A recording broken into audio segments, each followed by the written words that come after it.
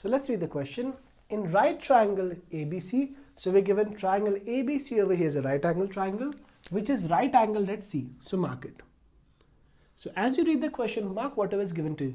So we're given triangle ABC, it is a right angle triangle, right angled at C. So angle C is 90 degrees. Next, M is the midpoint of hypotenuse AB. So M is the midpoint of AB. That means AM is equal to BM. I repeat, M is the midpoint of AB. So AM is equal to BM. Next, C is joined to M and produced to point D such that DM is equal to CM. So DM is equal to CM. Right? So these are the things given to us. So the first step is, as you're reading the question, mark whatever is given to you. So we're given right triangle ABC, right angle at C. So angle C is 90. We're given M is the midpoint of AB. That means AM is equal to BM and BM is equal to CM. This is what is given to us. Now based on this, we have to prove the following things. So let's begin with part 1. So in part 1 we have prove that triangle AMC, this triangle over here, is congruent triangle BMD, this triangle over here. So we have to show these two triangles are congruent. So how do we show two triangles are congruent? We need corresponding paths. So begin with what is given to you. So in these two triangles, what do we have? AM is equal to BM, one corresponding side. DM is equal to CM, another corresponding side. Now we need one more thing. If two corresponding sides are equal, what do we need? The included angle. That is, recall the SAS criteria. If two corresponding sides are equal and the included angle is also equal, the two triangles are congruent.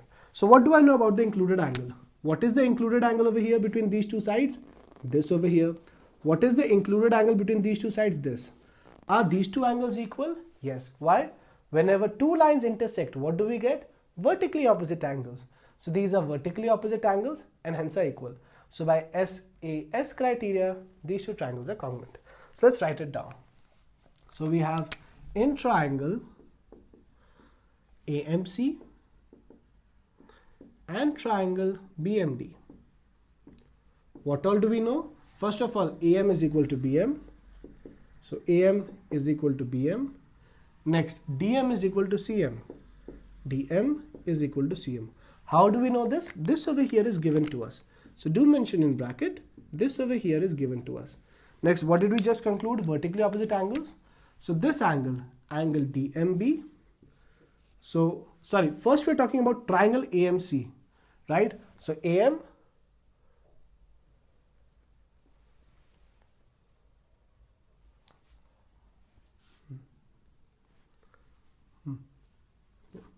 Now, what did we just conclude? These two angles are equal. So this angle over here, that is angle AMC.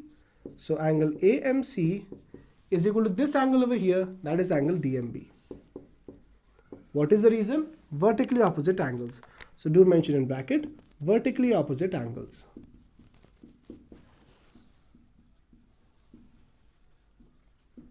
So what do we notice? SAS. So by SAS criteria, these two triangles are congruent and you don't have to worry about the congruence statement. Why? It is already given to us. So this implies triangle AMC is congruent to triangle BMD. Right? What is the criteria we've used? SAS. So you can mention in bracket SAS congruence rule or SAS congruence condition. So we have proved that these two triangles are congruent. So just go with what is given to you. Side, and these two corresponding sides are given to me. What is the included angle? Vertically opposite angles. So by SAS criteria, these two triangles are congruent. So we're done with the first part. Now let's move on to the second part. We have to prove that angle DBC, that is, we have to prove this angle over here is a right angle. So how do we show this angle over here is 90 degrees? Look carefully. This angle over here is 90 degrees. So we'll get a hint from here. Now, how do I show this angle is also 90 degrees? So look at these two lines, AC and BD. I repeat, look at these two lines, AC and BD. Are these two lines parallel? I repeat, are these two lines parallel? Let's check. See, these two triangles are congruent. So get the corresponding angles. So how do we get the corresponding angles? Look from the congruence statement. 1, 2, 3, 1, 2, 3. So first letter corresponds to first letter. So angle A of this triangle, that is angle A of this triangle, is equal to angle B of this triangle. Angle B of this triangle. So these two angles are equal. I repeat, let's say this is angle 1 and this over here is angle 2. So from the congruence statement, I'm getting these two angles as equal. So I can write over here, what is angle 1? Angle MAC. So angle MAC is equal to this angle over here, that is angle DBM. What is the reason? CPCT, that is corresponding parts of congruent triangles. I repeat, with the help of the congruence statement, first letter corresponds to first letter. So angle A is equal to angle B. So angle A of this triangle is equal to angle B of this triangle. So just this much angle over here, right? So now, can you tell me what are these two angles? If I take BD and AC as two lines, what is AB? AB is the transversal. I repeat, BD and AC are two lines. So what is AB? It is the transversal. Now with respect to the transversal, what are angle 1 and angle 2? They are alternate interior angles. See, both the angles are between the two lines of interior. One is below the transversal, other is above. So angle 1 and angle 2 are what? Alternate interior angles. And what have we just shown? Alternate interior angles are equal. So whenever a transversal cuts two lines in such a way that alternate interior angles are equal, that means the two lines are parallel. So you can mention over here, that is, what are these two angles? Basically, these two angles are alternate interior angles.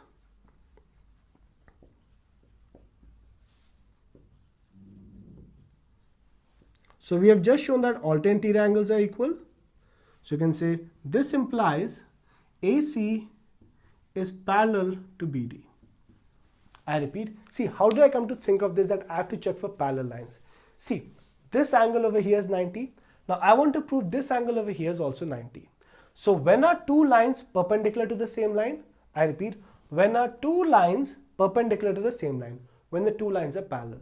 I repeat, whenever two lines are perpendicular to the same line, they are parallel. So if I want to prove this to be perpendicular, that means both the lines eventually will be perpendicular to this.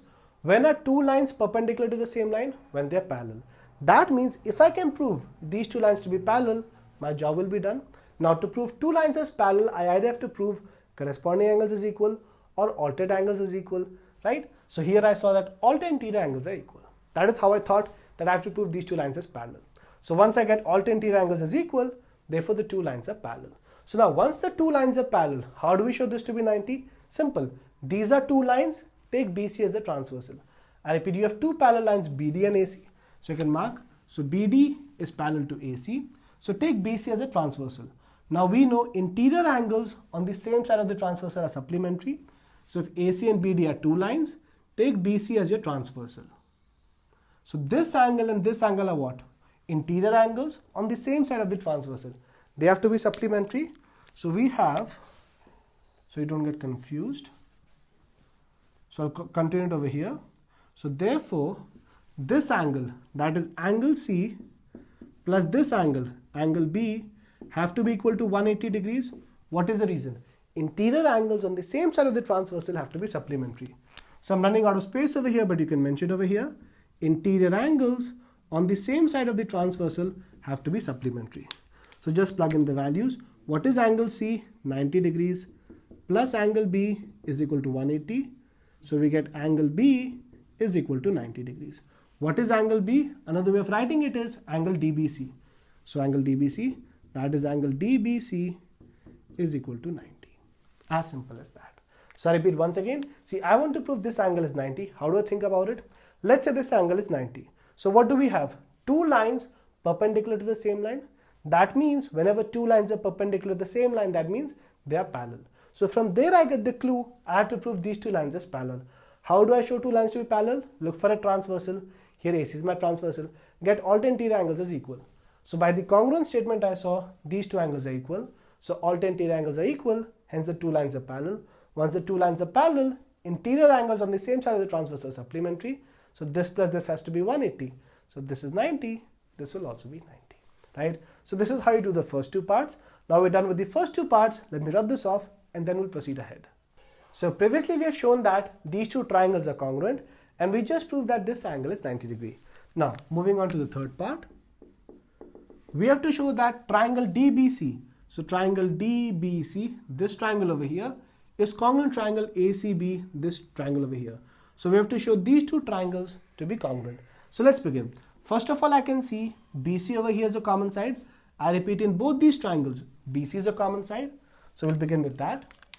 So we have in triangle DBC and triangle ACB. First thing I see is that BC is the common side. So I'll say BC is equal to BC. What is the reason? Common side.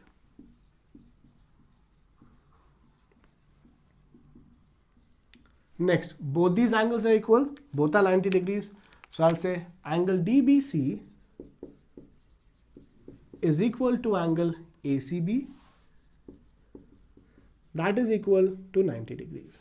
What is the reason behind this? We just proved this in part 2. So you can mention from part 2. Now next, what do we do? See, I have proved this side to be equal and this angle. So SAS. That is, we're kind of moving to SAS. So I have to prove these two sides to be equal. So how do I prove AC is equal to BD? See, AC is part of this small triangle AMC. BD is part of this triangle BMD. We have just proved these two triangles to be congruent. So let's see if BD is equal to AC. So write down this statement, that is, see, triangle AMC is congruent to triangle BMD. From where did I get this? From part 1. So you can mention over here from 1. Now let's see if BD is equal to AC. So locate AC over here. 1, 2, 3, 1, 2, 3. What is AC? First and third letter. So first and third letter will correspond to first and third letter. So what is first and third letter here? AC is equal to first and third letter here. First letter is B, third letter is D. So AC is equal to BD. Why? CPCT. Since these two triangles are congruent, hence these two sides are equal. So we have AC is equal to BD. That is, AC is equal to BD. So we're done. That is, what is this? Side, angle, side. See, these two sides are equal. These two sides are equal. And the included angle is also equal. I repeat, these two sides are equal. These two sides are equal. And the included angle is also equal. Hence, by SAS criteria, the two triangles are congruent. So this implies, copy this. Sorry, copy that. Triangle DBC is congruent to triangle ACB. What is the criteria we've used? SAS. So we've used SAS criteria. So it's very simple, right? See, first thing I saw, BC is equal to BC, common side.